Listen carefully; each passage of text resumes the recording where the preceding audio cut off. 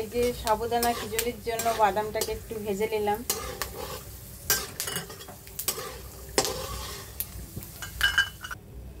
বন্ধুরা দেখেন, আমি একটা নতুন সাবুদানা খিচুড়ি রেসিপি বানাচ্ছি। সেখানে কি কি উপকরণ আছে, প্রথমে তো সাবুদানা, তারপরে তোমার আলু, বাদাম, এখানে কারি পাতা আর কাঁচা লঙ্কা, আর এখানে একটু জিরা। আমি জিরাটা একটু বেশি রেখেছি, এখানে সামান্য একটু জিরা পড়বে। এখন আমি বানানো শুরু করছি।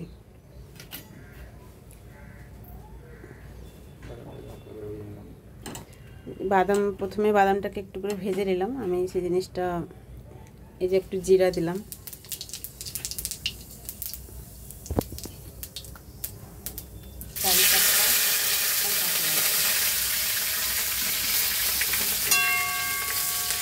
বলিও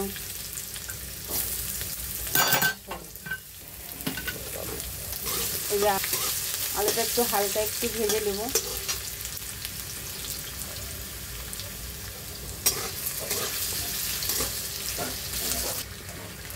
এটা বন্ধুরা সম্পূর্ণ নিরামিষভাবে, যারা দেখো যে উপবাস করছে তাদের জন্য এই জিনিসটা কোনো ব্যাপার নেই। মানে দেখো যে অনেকে রুটি পছন্দ করে না, অনেকে আর কিছু পছন্দ করে না, তাই জন্য সাবুদানা খিচুড়িটা মানে সবাই খেতে পারবে যারা উপবাস করে।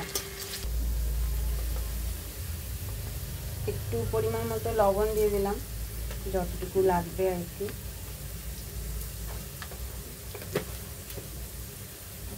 ভালো দিলাম লবণটাকে।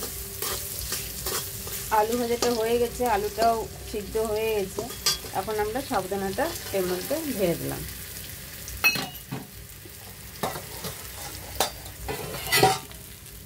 আমরা এটাকে এখন ভালো করে একটু মিশিয়ে দিই।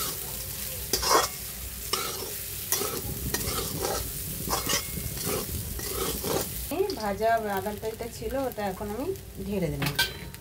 ঢেলে এটাকে মিক্স করে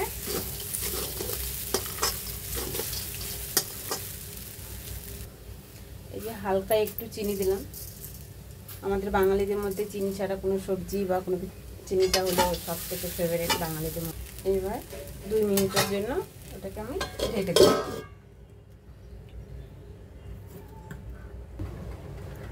এখন আমরা দেখি আমাদের সাবুদানা খিচুড়ি কতদূর এগুলো ভালোটাকে।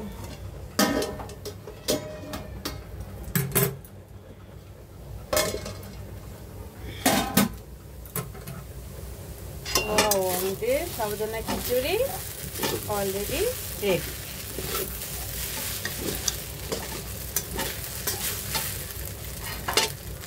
আমরা একটা থালাতে ঢেলে নেব। আমাদের সাবুদানা খিচুড়ি এখন রেডি। এখন খেয়ে দেখি কেমন হয়েছে।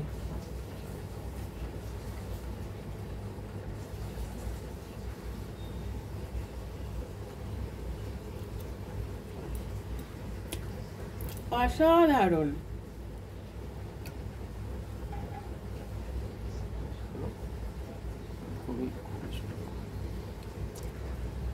খুবই সুন্দর, দারুণ হয়েছে। বানিয়ে খেয়ে টেস্ট করে দেখো কেমন হয়েছে, একটু কমেন্ট করে বলি।